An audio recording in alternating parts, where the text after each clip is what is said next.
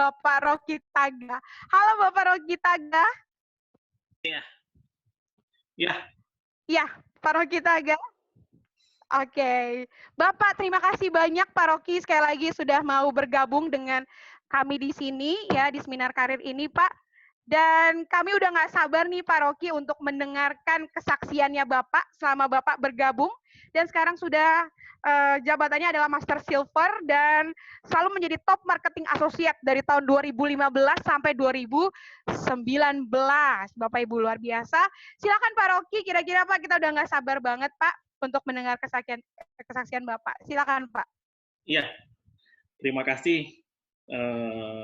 Sebelumnya saya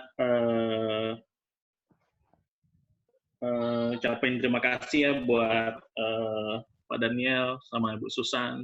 Ini suatu kehormatan bagi saya buat ngasih berbagi pengalaman dengan teman-teman yang yang ada di Century 21 Indonesia.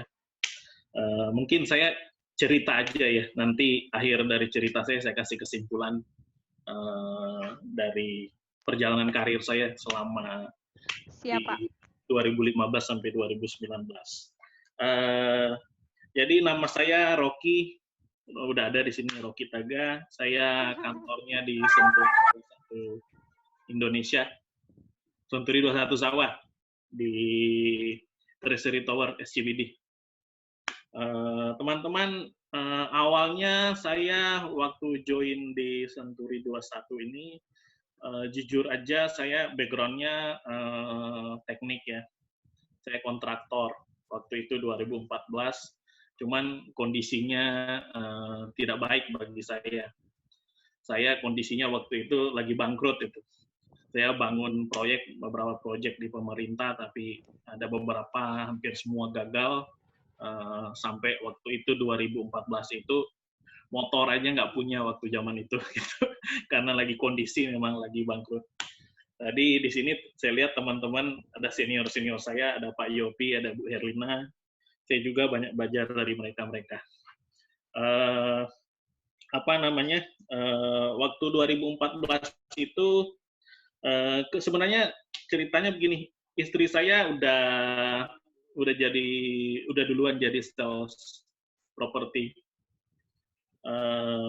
Awalnya di tahun 2010 dia udah jadi marketing di Agung Podomoro Group ya, di Central Park. Nah, saya lihat dia setahun bekerja di sana kok sangat progresif ya, penghasilannya keluar dari dugaan saya gitu kan. Okay. Padahal zaman itu kalau kita kan dapatnya komisinya kecil banget di sana itu, nggak kayak sekarang ini. Dulu zaman dia itu cuma 0,8 yang dia dapat gitu kan. Tapi kok dia cepat sekali, baru setahun, belum sampai setahun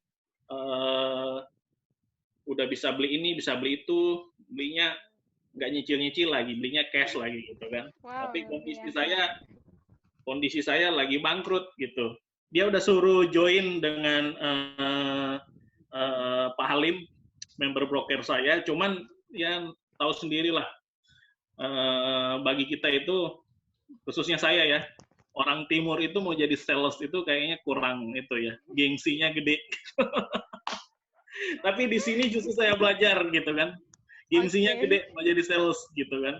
Tapi di sini saya mulai belajar, akhirnya pada suatu titik itu 2014 kondisi saya lagi bangkrut, mau nggak mau mesti terjun di bisnis ini gitu kan. Karena mau cari kerja juga kan nggak semudah gitu, semudah yang kita bayangkan gitu kan. Ya udah, coba di situ saya join di 2014 itu. Sebenarnya dari bulan Maret saya diajak istri saya ketemu Pak Halim waktu itu di Kebayoran Baru, kantor kita di Wijaya. Ketemu Pak Halim, bilang ya udah hari Senin, saya datang hari Jumat, dia bilang hari Senin aja kamu kalau mau, ya udah mulai aja. Terus dia bilang gimana, mau training apa ntar dulu deh. Gue bilang kan, bos mau training aja, ini nggak punya duit bos, mau bayar bos. Udahlah jualan dulu lah baru training gitu kan. Ya udah nggak apa-apa gitu. Tadi situ awal mulanya saya coba mulai kerja, hari Senin saya langsung kerja.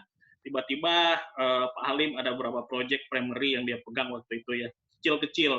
Saya belajar dari kecil-kecil itu, proyek-proyek kecil, ya kurang lebih di bawah 1 miliar lah, kurang lebih 400 sampai 700 juta harganya.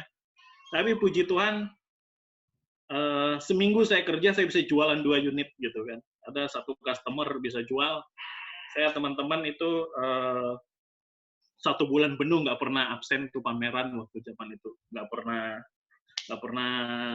itulah, karena saya ini kebutuhan soalnya gitu kan. Ya. Tapi saya gigi mau jelasin klien, pernah klien tuh ngomong sama saya, kamu ini mau nawarin barang apa mau nagih hutang sih gitu kan. Karena gaya ngobrol saya agak kasar gitu kan intonasinya gitu. Tapi dari situ saya belajar gitu kan, dari teman-teman di kantor saya lihat mereka cara ngomong, di situ saya belajar dan akhirnya bisa teman-teman.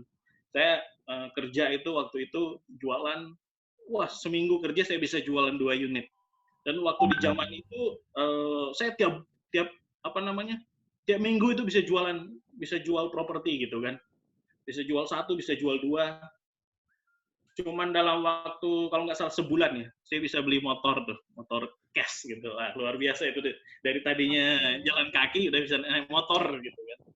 Nah, singkat cerita selesai itu kurang lebih 3 bulan, Pak Halim dapat project juga ini jual kita pegang proyek waktu itu ada di daerah agak jauh belakang airport sana, Tangerang, Laksana ya. Ada kawasan industri yang dipegang waktu itu sama Pak Halim. Kita jual kafling industri. Sebenarnya waktu lihat lokasi itu sebenarnya kurang pede karena saya lihat masih sawah ini yang saya jual gitu kan. Tapi di situ saya coba bangun percaya diri saya teman-teman. Saya coba bangun, saya yakin saya bisa jualan di sini kata Pak Halim kan. Di sini lu bisa hebat di sini bro.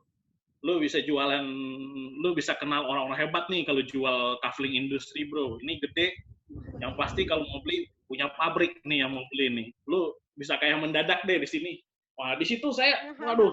Nah, dengar omongannya dia saya langsung, waduh, mantep juga nih, Bol. Apa salahnya kita coba kan? Tahu nggak teman-teman? Dalam waktu 1 bulan saya bisa jual hampir 30 unit tuh kafling itu. Itu luar biasa sekali itu. Itu dalam 1 bulan saya bisa jual 30 unit dan nggak mudah waktu jual itu. Tapi di situ coba saya pelajari, ternyata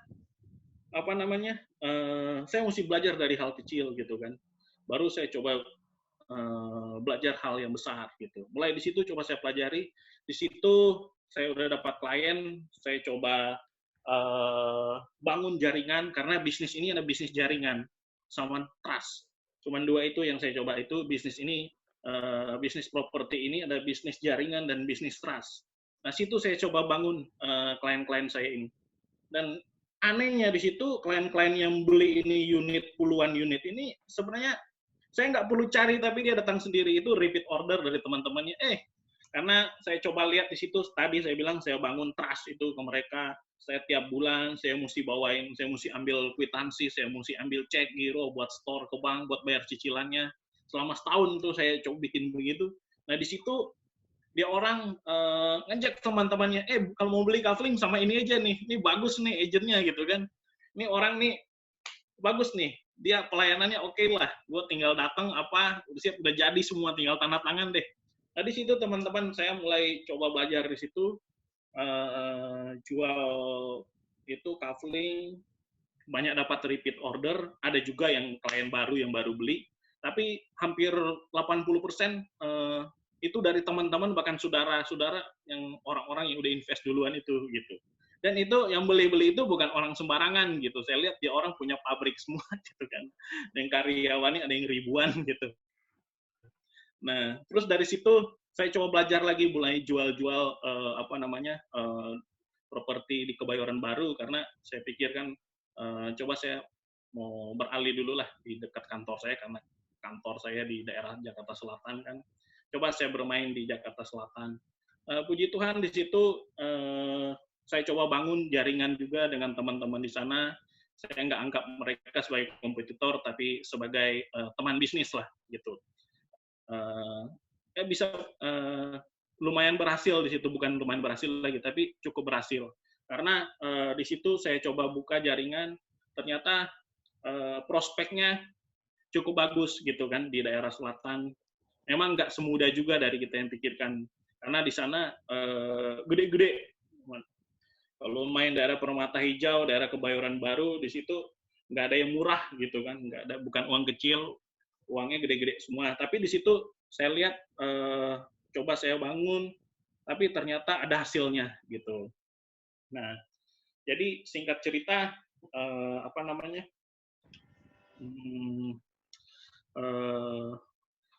dari daerah selatan itu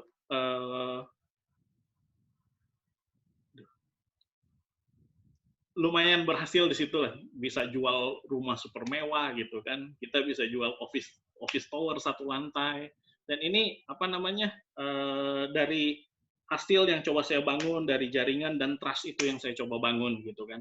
Jadi intinya kalau saya mau kasih kesimpulan ya, saya punya quote nih, quote.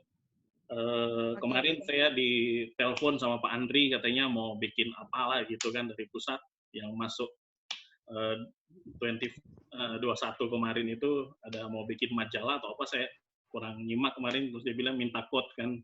Saya coba pikir-pikir, oh ternyata ini paling bagus ini quote-nya. Jadi doakan apa yang Anda kerjakan dan kerjakan apa yang Anda doakan. Gitu. Nah, dari situ coba saya apa namanya? Coba saya kasih kesimpulan dengan kondisi yang ada ini, kita di bisnis ini bukan cuman sekedar nyari uang, bukan cuman sekedar buat beli mobil, beli rumah. Kalau di bisnis ini mobil, rumah itu kecil gitu teman-teman. Suatu yang kecil, nggak usah kalian khawatir kalau kalian rajin, nggak usah khawatir lah itu kecil. Kalau cuman mobil, rumah, saya udah buktiin kok 3 bulan bisa beli mobil gitu kan. Setahun bisa beli rumah, tiap tahun bisa beli apa namanya, bisa invest gitu kan. Nah, itu udah pernah saya lakukan, udah pernah saya dapat. Jadi terlalu kecil dengan apa yang saya lihat dengan teman-teman saya, apa yang mereka hasilkan. Banyak di sini ada Pak Yopi, ada Bu Erlina gitu kan. Mereka orang-orang hebat yang saya coba belajar juga dari mereka gitu. Tiap tahun saya kalau dapat jalan-jalan, puji Tuhan sampai tahun ini masih dapat reward ya. Dari 2016 itu 2015 ke Aussie, tahun berikutnya ke Dubai, tahun kemarin ke Praha ya, Eropa Timur. Tahun ini cuman nggak jadi kayaknya karena corona. Ke Italia. Okay. Ya. Di situ tiap kali jalan-jalan saya banyak belajar dari teman-teman. Karena yang ikut itu orang-orang hebat semua. Mereka apa namanya, senior saya semua. Saya masih baru lah, mereka itu udah di atas 10 tahun semua dan sukses semua di bisnis bidang ini. Ada Bu Endang, ada Pak Handiho, ada Bu Dewi Chen, ada Bu Liana Wati, ada Pak Yopi gitu kan. Saya sering jalan-jalan bareng mereka dan saya banyak belajar dari mereka gitu kan. Karena itu ilmu yang sangat apa namanya baik buat saya sendiri. Jadi memang kalau boleh saya kasih kesimpulan, bisnis ini memang cuma ada dua. Kita coba belajar dari hal kecil ya. Kalau saya sendiri, saya belajar dari hal kecil, saya bisa dipercayain hal-hal yang besar. Kedua tadi yaitu dari hal-hal kecil itu kita coba membangun jaringan kita dan kita coba membangun trust itu. Karena itu sangat penting ya di bisnis ini ya. Kalau cuman kita bicara apa namanya rumah buat tinggal, buat mobil, ya di bisnis ini kecil lah, gitu. Nggak usah, asalkan kita rajin, kita mau kerja pintar, kerja cerdas, itu kecil semua lah, gitu. Karena saya udah ngalamin itu, gitu. Ya mungkin sementara itu aja dulu dari saya, Bu ya. Kalau ada yang baik. Ya luar biasa sekali Pak Rocky. Bapak Ibu, kalau ada yang mau bertanya dengan Pak Rocky, karena waktu Bapak Ibu kita batasi hanya maksimal 2 orang aja, ya Bapak Ibu, jadi bisa chat ya Bapak Ibu. Nah sambil Bapak Ibu mau membuat pertanyaan, mungkin ada pertanyaan Pak dari saya nih Pak. dibanding saya penasaran nih Pak Rocky. Ya, saya mau bertanya, kenapa Bapak di awal memilih bergabung bersama Century 21 Indonesia, Pak? Sebenarnya saya pertama kali itu join ya. Istri saya kasih tahu kalau temannya buka kantor gitu, Pak Halim buka kantor. Kebetulan istrinya Pak Halim sama istri saya dulu satu kantor di Podomoro, di Agung Podomoro. Nah, udah join aja, saya nggak tahu dia kantornya Century 21 gitu kan. Tiba-tiba pas mulai saya kerja di sini, ternyata saya nggak salah gitu kan masuk kantor ini. Kenapa saya bilang nggak salah gitu kan? Karena buktinya saya dapat pujian itu dari klien-klien saya gitu yang saya ketemu. Mereka kenal dengan Century 21 gitu kan. Bahkan kemarin saya 2 tahun yang lalu saya pernah closing tanah 5 hektar di Balaraja gitu kan. Itu yang beli perusahaan Taiwan, buka pabrik di Indonesia, ada join sama orang Indonesia. Dia ngomong ke saya, oh Century 21 ya? Oh iya di Taiwan katanya ada. Oh iya. Dia percaya lah sama saya gitu kan. Karena saya pakai nama Century 21 gitu kan. Berarti gitu brandingnya itu sudah dikenal ya Pak Rocky ya, Century 21 itu ya? Ya. Oke, Pak. Selanjutnya Pak ada? Kedua, klien-klien saya di Jakarta, rata-rata mereka sangat kenal. Kalau Century 21 Indonesia identik dengan Ciputranya kan. Bahkan mereka ada kenal sama keluarganya gitu kan. Jadi mereka cukup percaya lah, berani nitip duit gede gitu ke kantor. Kalau enggak kan mana mau gitu. Siapa karena dulu udah gitu kebangun kan. Trustnya ya Pak Rocky ya. Ngitip uang DP kan gede kan nggak bukan 2-3 juta, bukan 10 juta, ada yang nitip bisa 1 miliar gitu. Gitu kan orang kan nggak sembarang. Intinya seperti itu gitu. Ya, Pak Rocky mungkin terakhir Pak, Bapak bisa boleh ada 1 atau 2 kalimat ya Pak untuk bisa menambah, membuka mindset dari para peserta seminar karir pada hari ini. Kenapa sih Pak mereka harus join dengan Century 21 Indonesia? Kalau versi Pak Rocky, silakan Pak Rocky. Ini perusahaan ini kan tadi udah dijelasin ya. Satu, orang pasti pengen mau investasi ke kita, dia pengen tahu siapa dulu gitu kan. Kita aja mau investasi di bidang keuangan kan, kita mau masuk reksadana, siapa sih manajer keuangannya gitu kan. Nah, apalagi di properti ini kan bukan uang seperak 2 perak yang mau diinvestasiin, mau dibeliin. Saya pernah jual puluhan miliar, hampir ratusan miliar gitu kan, bukan hal-hal yang kecil gitu kan. Jadi dia perlu tahu siapa gitu kan. Nah, ini Century 21 Indonesia apa namanya? Perusahaan besar gitu kan. Siapa orang nggak percaya sama Ciputra? Ciputra kalau jual properti apa namanya? PPNBM-nya aja mesti dibayar gitu kan. Jadi orang udah tahu lah Ciputra itu kalau bikin kota gitu kan seperti apa. Saya pernah ke Vietnam, ada Ciputra di sana gitu kan, Ciputra International Vietnam gitu. Di China ada gitu kan. Jadi nggak usah khawatir gitu kan. Ini ibaratnya ya ini kan kalau property agent kan Century 21 tadi udah kasih tahu nomor 1 di negeri ini gitu kan. Yes. Oke, baik. Terima kasih Pak Rocky untuk jawabannya. Dan Pak Rocky, ternyata ada 2 peserta yang ingin bertanya, Pak. Dan saya memilih untuk Pak Hernando dan Bapak Reza. Ya, Bapak Reza. Berarti kita ke Pak Hernando dulu. Pak Hernando? Halo? Iya. Ya, silakan Pak Hernando. Ya, pertanyaannya ke Pak Rocky. Ini kalau saya lihat di pesannya ini pernah kecewa pada saat tidak dapat customer, bagaimana untuk mengatasinya pada saat masa itu. Oh ya. Betul. Ini suara Pak Rocky ya. Ya, silakan Pak. Langsung dijawab Pak. Ya, ini teknik banget ya, pertanyaan teknis. Apa namanya? Pernah ditolak, pernah apa? Kecewa, pernah jujur aja pernah kecewa, tapi dari situ saya belajar gitu kan. Kalau saya belum closing hari ini, contoh hari ini saya ada antar klien, kemarin ada antar klien tapi belum deal dulu. Saya percaya besok saya akan dapat lebih gede lagi gitu kan. Kalau hari ini saya nggak dapat 1 miliar, besok saya akan dapat 2 miliar gitu. Jadi mindset-nya kita mesti berubah, intinya seperti itu. Jangan pernah gitu satu kali semakin banyak kita ditolak, Nah, di situ karakter kita kebentuk gitu. Dan kita harus menyikapi itu, responnya kita itu seperti apa gitu. Karena di situ akan membentuk karakter kita gitu untuk semakin hebat di bidang ini. Gitu. Semakin kita banyak ngobrol sama orang, semakin kita lancar ngomong. Tadi saya ngomongkan tadi di awal, saya pernah sama klien bilang, Bapak ini mau nawarin barang, mau nagih hutang gitu. Nah, itu di situ saya belajar gitu kan. Artinya semakin saya banyak ngobrol sama orang, saya semakin fasih untuk bicara soal apa yang saya tawarin ke orang gitu. Demikian juga ini tadi Pak,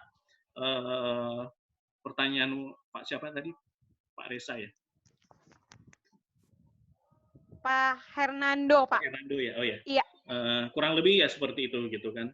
Kalau cuman kita nggak dapat klien wajar. Karena saya pernah pasang iklan 1 bulan full, pernah bayar sekian juta nggak ada hasil, tapi kan itu sebenarnya investasi kecil gitu kan. Kita dapetin gede kok. Kita kan tahu barang kita jual, contoh kita jual 20 miliar, kita udah tahu penghasilannya orang. Kalau cuma yang jual keluar duit 1-2 juta itu kan kecil gitu kan. Oke. Iya. Ya, dan sangat menjawab sekali ya menurut saya Pak Hernando jawabannya Pak Rocky. Dan terakhir nih Pak, pertanyaan terakhir dari Bapak Reza. Pak Rocky, berdasarkan pengalaman mana yang lebih efektif untuk mendapatkan customer? Pertama, apakah ketika hadir seperti ada stand-stand seperti itu atau via online? Nah, yang mana nih Pak Rocky nih? Semuanya itu media-media ya, semuanya bisa kita dapatin. Contoh, sekarang ini saya di rumah, tapi customer bisa showing sendiri gitu kan, karena kondisi kan ini nggak memungkinkan. Ada juga yang bisa saya anterin. Bisa juga kita dapatin customer itu bisa lewat iklan, kan ada medianya, ada online, ada media massa, media cetak gitu. Atau dari jaringan gitu. Bisa juga kita dapat repeat order dari klien-klien kita, atau dari saudara kita. Jangan malu. Kadang-kadang kan kita jadi agent itu malu ngobrol gitu kan. Oh saya ini konsultan properti loh gitu kan. Saya ini bukan cuma sekedar sales, tabrak lari, istilah orang agent bete bilang itu tabrak lari ya, jual selesai. Ya udah, enggak lah, kita ini kan konsultan properti gitu kan. Orang itu akan puas dengan kita dan dari kepuasannya itu pasti dia akan cari kita buat investasi lagi. Saya sering dapat yang begitu soalnya gitu. Nah. Oke, baik. Terima kasih Pak Rocky untuk sharingnya dan juga sudah berkenan menjawab pertanyaan-pertanyaan rasa penasaran dari peserta dan juga diri saya ya Pak Rocky. Terima kasih, sukses untuk Pak Rocky. Sehat terus Pak. Salam buat keluarga Bapak Ibu sekalian.